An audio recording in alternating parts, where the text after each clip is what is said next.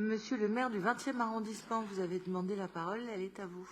Oui, merci Madame la maire. Le centre de santé du groupement des offres sociales de Belleville, c'est une institution emblématique du nord-est parisien, un précurseur de la médecine sociale avec son dispensaire créé dans les années 20.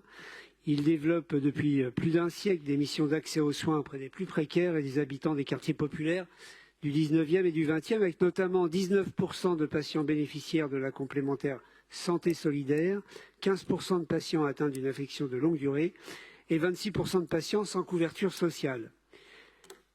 Ça a été rappelé par Anne Souéris, mais depuis plusieurs années, il a diversifié ses activités avec un service de cardiologie, de gynécologie, d'IVG médicamenteuse ou encore de dermatologie en complément de l'activité des généralistes.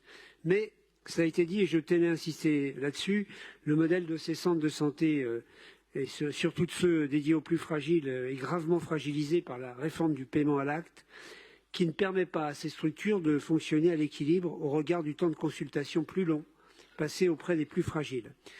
Cette subvention va donc permettre de pérenniser les activités du JOSB. Je veux remercier chaleureusement Anne-Claire Boux et les services de la DSP pour leur mobilisation sur ce dossier, au moment où il est très difficile de maintenir des activités de secteur 1 dans notre arrondissement.